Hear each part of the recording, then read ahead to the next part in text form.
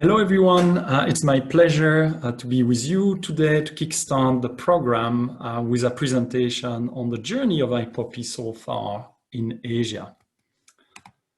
And perhaps before I really start, just brief words on the fact that obviously, as we have said, we should have been in Kyoto today, and certainly I think once again, we keep Kyoto very much in our hearts today. I wish we could have been there, but I don't despair that we'll be able to come back in the future, and I hope it will be the near future with another IPOPI program or meeting. So many of you, of course, know IPOPI, but in case you don't yet, IPOPI is the Association of National Patient Organizations dedicated to improving awareness, access to diagnosis and optimal treatment for all patients living with a primary immunodeficiency worldwide. We were established in 1992. That makes us 28 years old. And I think like many 28 years old, we feel very enthusiastic and full of energy to work on our mission. And it's certainly with that spirit in mind that we'll continue to do so in the years to come. So on this slide, you can see the strategic objectives of IPOPI. We have 4 main strategic objectives, and our strategic plan actually comes to an end at the end of this year. But the next one will be very much focusing on similar priorities when it comes to access to diagnosis and care, but also raising awareness, supporting a network of national member organizations, and making sure that in every activity or program or project that we are getting engaged in, that we do so with the collaboration of our stakeholders. And that's something I think that is very close to everybody at IPOPI, and something that we have been doing for many years. And I think we've got some good evidence that it's the right way of doing things. So together we are certainly stronger. So if we look at the world today, IPOPI has got 69 national member organizations. You can see them painted in orange on your map. And you can see that actually we have a great level of membership in Asia. And on this timeline, I hope you get a sense of the work that has been done specifically in the last 7 years, whereby prior to 2012, we only had 2 active, and they're very active, national patient organizations in India and in Japan, but we didn't really have so much activity elsewhere besides having a few contacts here and there. However, you can see that since then, we've been able to work together with the patients, with the doctors, in the region to develop more national member organizations in quite a number of countries. And with more to come, we are certainly eager to continue that type of work together in other countries and to make sure that we keep building on what has been launched in these existing NMOs. This is very important because NMOs have many different roles, from the very obvious ones of supporting patients and families, but also key roles in raising awareness about the priorities for patient community, advocacy for better access, again, to diagnosis, to treatment, to advanced therapies as well. And all this can be done if you foster good collaboration with your local stakeholders. And I think this has certainly been the case in Asia, and it's been a pleasure to see patients and doctors really working together in the region. So I just wanted to come back to the origin of this start of our program in 2012.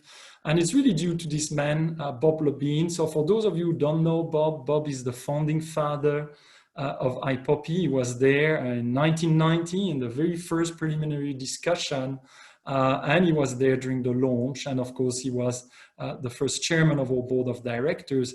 And Bob has been really a fantastic mentor for us in our various activities along the years and the decades. And on the personal level, he has been working in Asia for many years. And in 2012, he approached us and he asked us, what exactly is IPOPI doing in Asia? And well, back in 2012, of course, as I said, we had good groups in India and Japan, but not much anywhere else. And Bob provided the seed funding to actually kickstart the IPOPI development program in Asia. And, you know, I think without that seed support that we received from Bob, we probably wouldn't be where we are today. So I just wanted to make sure we acknowledge Bob in this way. So if I look at that program and the first baby steps in Thailand and in Malaysia, you can see on these pictures, these are pictures of the first launch meetings that we did in Kuala Lumpur in October 2013 and in Bangkok a month prior to that in September 2013, both of which were great meetings. They were the first national PID meetings organized by IPOPI in these countries, and they led directly to the creation of national member organizations in the countries. And of course, they were followed by many others, as you have seen from the timeline slide. And so these meetings were initially very, very helpful in bringing stakeholders together and agreeing that having effective national patient organizations was the way to go. We've been building on that since then. We have been organizing, particularly in the last 3 or 4 years, a series of national PID patients and doctors meetings. So these are usually 2-day meetings with an educational scientific day for doctors and young fellows from the countries, making sure we raise medical awareness on primary immunodeficiencies and discuss clinical care priorities and updates during these workshops, but also on the second day with more skills building orientated programs for our patients and family members in these countries. And again, working together, I think these have contributed in really raising the bar in terms of PID awareness, but also gradually in terms of PID diagnosis rates and access to care, including some specialist treatments such as bone marrow transplantation, or for example. So what we did as well is to make sure that we had regional meetings. We had the first one in 2016 in Hong Kong, the second one in 2018 in Bangkok, and you can see we had quite a good number of countries participating. Of course, again, this year is a very special year, and we have in a regional meeting on an online basis. But I think these meetings have been really good at trying to get a better grasp of what are the issues facing the various countries, what are the priorities from the patient perspective, from the physician perspective, and how can we move from these conclusions to concrete actions.